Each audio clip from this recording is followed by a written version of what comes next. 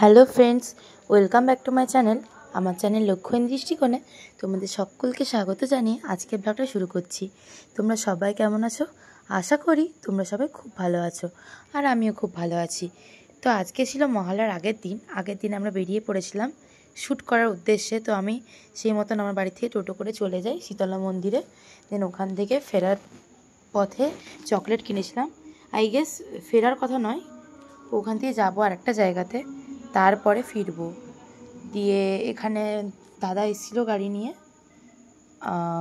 তো এখানে কাশফুলের একটা বিশাল ভালো এরিয়া ছিল, ওই জায়গাতে চলে গেছিলাম। আর দেখতেই পাচ্ছ কীরকম বাজে ওয়েদার ছিল তখন।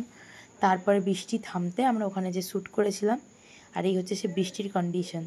চারদিকটা দেখো, যেন কিছু দেখাই যাচ্ছে না। আর এই হচ্ছে সেই ভিউটা, কি অসাধারণ তাই না?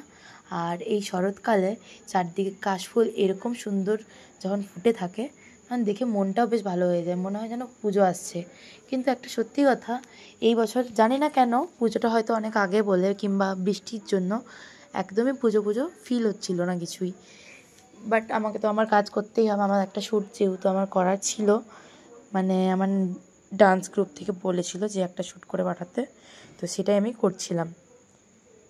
এখানে ভালো মতো বৃষ্টি হচ্ছিল, আমরা শেল্টার নিয়েছিলাম এই দোকানটাতে।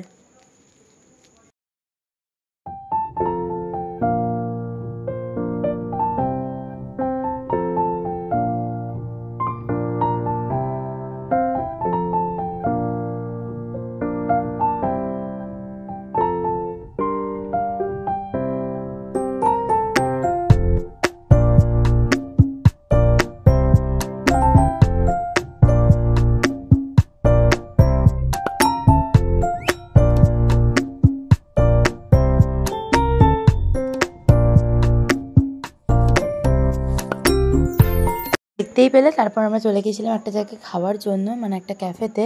ওই ক্যাফেটার নাম হচ্ছে রোবুস্তা রোম্যান্স। রোবুস্তা কফির কথা তোমরা অনেকেই শুনেছো হয়তো।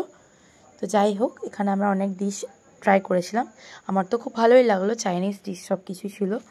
তো আজকের মতন ব্লগটা এখানেই শেষ করছি। আজকে যদি আমার ব্লগ থেকে কিছু ভালো লেগে থাকে, তাহলে আমার চ্যানেলকে লাইক, কমেন্ট, শেয়ার, সাবস্ক্রাইব করে দাও। আর এইভাবেই আমার পাশে থেকো আমার নতুন ব্লগ দেখার জন্য। খুব ইন্টারেস্টিং পুজোর ব্লগ নিয়ে খুব শীঘ্রই তোমাদের সাথে দেখা হচ্ছে। ততক্ষণের জন্য তোমরা সবাই খুব ভালো থেকো, সুস্থ থেকো, আর সাবধানে থেকো। আর যেরকম বৃষ্টি পড়ছে, খুব ভালোভাবে থাকতে হবে। টাটা।